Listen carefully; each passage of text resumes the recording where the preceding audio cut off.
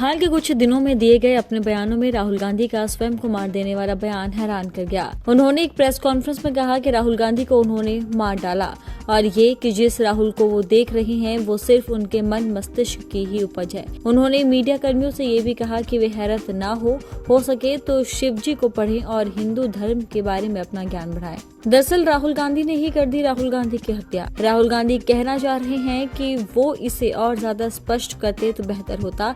क्या वे किसी गहरे मनोवैज्ञानिक सत्य की तरफ इशारा कर रहे हैं? क्या वो कहना चाह रहे हैं कि लोगों के मन में जो उन्हें लेकर छवि बनी हुई है, धारणा बनी हुई है, उसे वे भूल जाए क्योंकि उन्होंने खुद ही उसे विस्मृति के हवाले कर दिया है, उसे मार दिया है, मिटा डाला है। गौरतलब है कि मानवीय संबंधों में छवियों का बड़ा महत्व होता है और अक्सर हम लोगों के बारे में एक स्थायी छवि बना लेते हैं। इसके बाद उस व्यक्ति को उसी छवि के जरिए देखा जाता है। छवि इतनी प्रबल हो जाती है कि उसके पीछे लगातार बदलता, संघर्ष करता वास्तविक इंसान छिप ही जाता है। क्या राहुल ये कह रहे हैं कि लोग उस राहुल को भूल जाएं जिसे उनके विपक्षियों ने पप्पू घोषित कर दिया था और जिसे लोग एक अपरिपक्व, अनिच्छुक राजनेता के रूप में जानते थे क्योंकि उन्होंने स्वयं ही उसे मार डाला? ये तो स्पष्ट है कि राहुल गांधी लोगों को उनकी छवि से परे जाकर फिर से उनको आकलन करने का आग्रह करते नजर आ रहे हैं। उन्हें खुद भी इस बात का भरोसा है कि वो पहले वाले राहुल गांधी नहीं रहे। उनमें एक आत्मविश्वास जगा है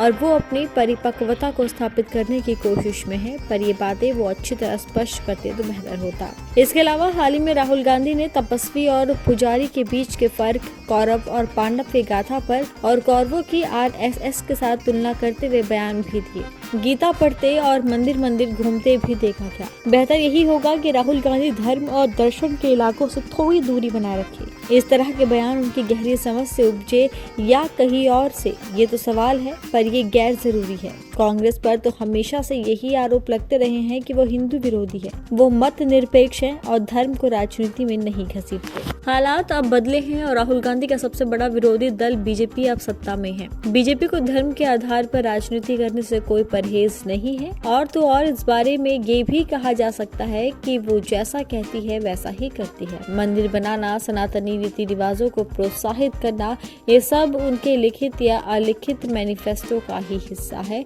और वे इसे पूरा करते हैं। उसी के आधार पर लोग उसे वोट देते हैं और इन बातों को लेकर बीजेपी पिछले 2 लोकसभा चुनावों में जीतती आई है। पर कांग्रेस ने जब भी धर्म के इलाके में घुसने की कोशिश की उसे नुकसान ही हुआ। राहुल को अभी से बीजेपी के अखाड़े में जाकर उनसे कुश्ती नहीं करनी चाहिए। उनके बनाए हुए विकेट पर बैटिंग करने के खतरे को समझना चाहिए क्योंकि राजनीतिक परिपक्वता इसी से साबित होगी। गौरतलब है कि राहुल गांधी गरीबी, बेरोजगारी, आर्थिक और सामाजिक असंतुलन, सांप्रदायिक वैमनस्य से जुड़े अपने मुद्दों से जुड़कर बात करते रहे तो लोगों में एक अलग तरह की राजनीति को लेकर उम्मीद जगी रहेगी। यदि वो एक फकीर को पराजित करने के लिए तपस्वी बनने का प्रयास करेंगे तो शायद फिर एक बड़ी भूल करेंगे। उन्हें देश के उन मुद्दों को उठाकर बातचीत करनी चाहिए जिन्हें उनके मुताबिक बीजेपी उठाने से भी कतराती है। राहुल गांधी को लोगों को ये भरोसा दिलाना चाहिए कि वे देश की राजनीति को एक नई दिशा में ले जाना चाहते हैं, एक ऐसी दिशा जिसमें सबकी आर्थिक और सामाजिक तरक्की की पर्याप्त संभावनाएं हैं और एक ऐसी नई दिशा जिसकी तरफ पीएम मोदी उन्हें नहीं ले जा सके। राहुल गांधी बीजेपी के ही खेल में उनसे नहीं जीत पाएंगे, बल्कि यदि वो एक मजबूत विकल्प और विपक्ष के रूप में खुद को स्थापित करने की कोशिश करें, अपनी पार्टी और देश हित की बातें करें, तो हो सकता है कि आखिरकार वो अपने मकसद में कामयाब हो जाए। मौजूदा राजनीतिक हालात ही शायद राहुल गांधी को इस तरह के धार्मिक, दार्शनिक बातें करने पर मजबूर कर रही हैं। लेकिन जरूरी ये होगा कि वो लोगों के हित में जमीनी मुद्दों से जुड़े रहकर बात करें।